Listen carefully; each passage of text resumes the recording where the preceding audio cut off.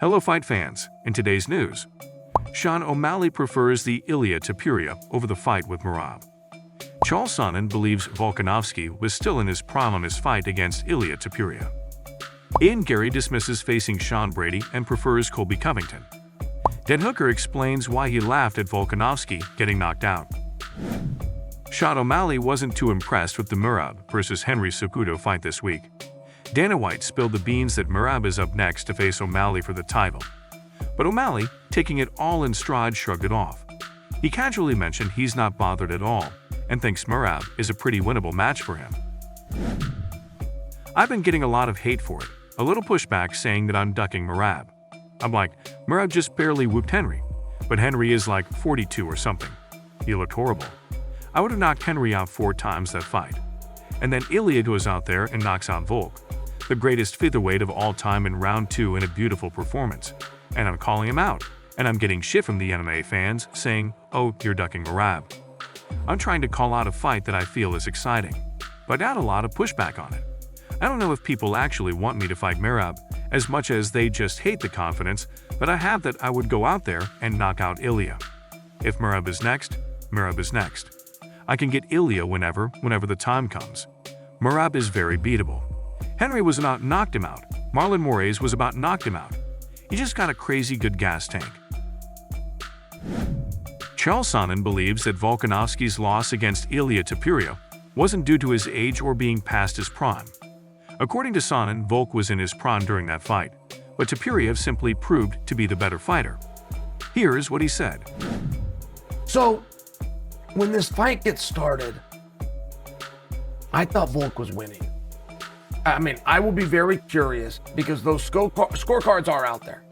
The 3 judges cage side at the end of the first round would have marked the sheet and turned it in to the California State Athletic Commission, specifically Andy Foster. So those numbers are out there. I just want to disclose to you guys, I don't have them yet, and I looked for them.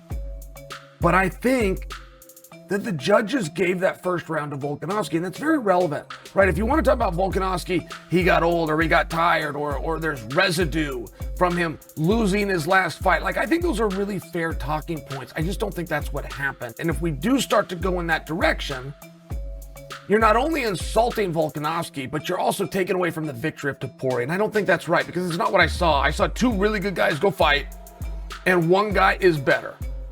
High stakes. All chips were in. Ian Gary wasn't too keen on the idea of facing Sean Brady, saying that it just doesn't grab his interest. After his recent victory this week, he threw a challenge to Colby Covington, noting that this fight makes more sense for him. According to Gary, Brady isn't a big name and doesn't really fire him up. One last quick one, because you texted me. You have the same management. Any interest in Sean Brady if the Colby thing doesn't? He's interested in fighting you.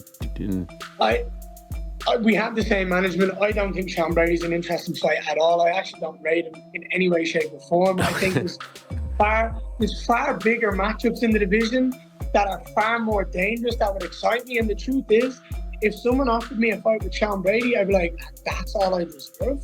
I don't deserve a bigger name. I'm not going to get excited by that name. I mean, I would hope to fucking God they put Sean Brady 7 as 8 and me 7 because he beat Gastelum and someone who's unranked. I've just beaten a guy who's far more dangerous than Kevin Gastelum and Sean Brady. So, no, I have no interest in it whatsoever. I think Sean Brady is someone who is well aware that if he steps in that octagon with me, I will thump the mouth off him, and there's no way he beats me.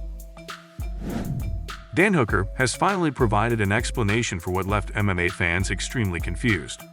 In the video where Israel Adesanya reacts to Alexander Volkanovski's loss, Dan Hooker is seen smiling after Volkanovski gets knocked out. This raised many questions in the MMA community. Here's how Hooker explained the situation and how dumb this sport is. Volk, in my opinion, is the best to ever glove up.